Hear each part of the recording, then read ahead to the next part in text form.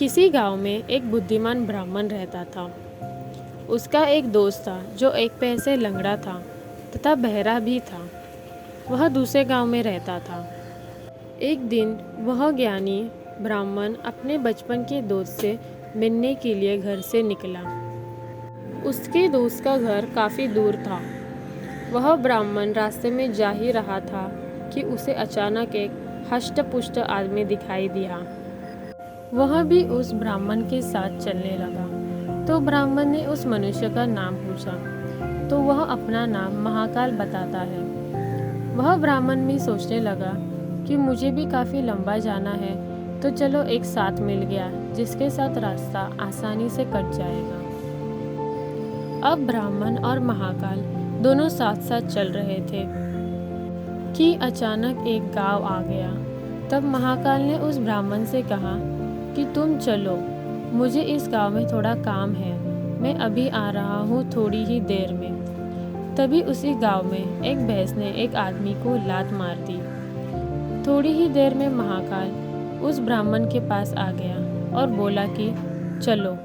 फिर वह ब्राह्मण उस महाकाल के साथ चलने लगा। थोड़ी दूर जाने पर फिर एक गांव आया। तो महाकाल ने उसे बोला कि इस गांव में थोड़ा काम है, मैं अभी आ रहा हूँ।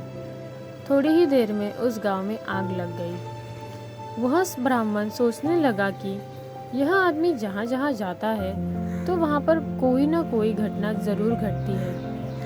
अंततः वह ब्राह्मण महाकाल से पूछ लिया कि भाई तुम कौन हो।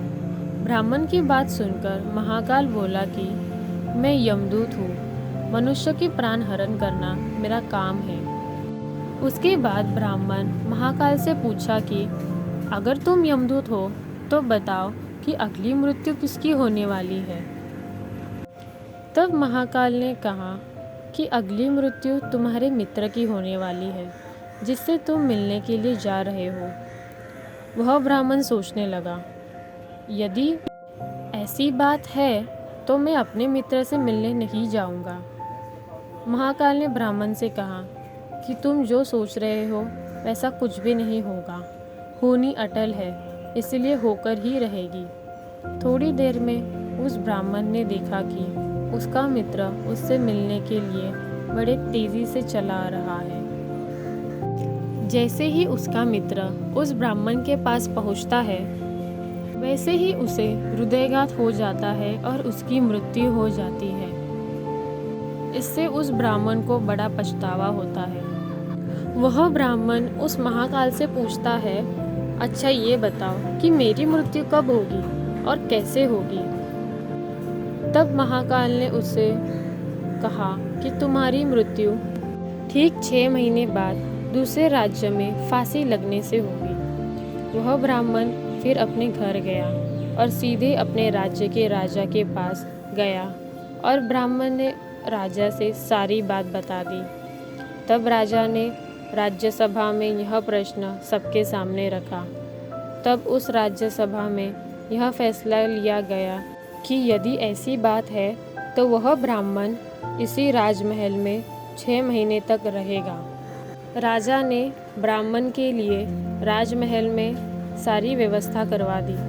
धीरे धीरे समय व्यतीत हो रहा था। उस ब्राह्मण को नींद में चलने की बीमारी लग गई और उसे यह बात पता भी नहीं थी। जिस दिन उसकी मृत्यु होने वाली थी, उसी रात्रि को वह ब्राह्मण राजमहल से निकलकर दूसरे राज्य के राजमहल में जाकर राजा के शयन कक्ष में राजा और रानी दोनों के बीच में जाकर सो गया। सुबह जब राजा उठा तो उस ब्राह्मण को अपने शयन कक्ष में देखकर बहुत क्रोधित हुआ और उस ब्राह्मण को फांसी की सज़ा सुना दी। तब वह ब्राह्मण ने उस राजा से अपनी सारी कहानी बता दी, जिसको सुनकर वह राजा अपना एक गुप्तचर अपने पड़ोसी राज्य के राजा के पास भेजकर सारी जानकारी ले ली। जिसको सुनकर वह राजा अपने फैसले पर बहुत पछता रहा था।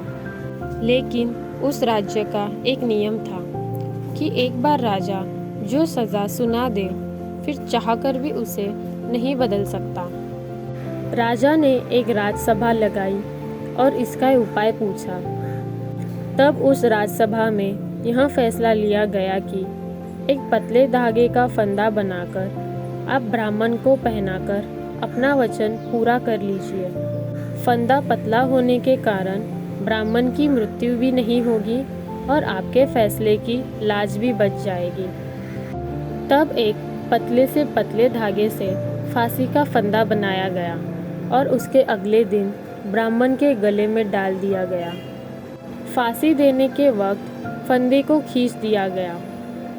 सभी ने यही सोचा था कि ब्राह्मण को कुछ नहीं होगा, लेकिन उस पतले धागे की वजह से उस ब्राह्मण का गला कट गया और खून तेजी से निकलने लगा। ज़्यादा खून बह जाने की वजह से उस ब्राह्मण की मृत्यु हो गई। आखिर में उसके साथ जो होना था वही हो गया। तो दोस्तों, यह कहानी से हमें यह सीख मिलती है कि हमारे भाग्य में जो लिखा है वो होता ही है, वो हर हाल में होकर रहता है, उसे बदला या काटा नहीं जा सकता। उस ब्राह्मण ने अपने बचने के लिए कितने उपाय किए, लेकिन मृत्यु आने पर कोई उपाय काम नहीं आया और उसकी मृत्यु हो गई। नमो बुद्धाय।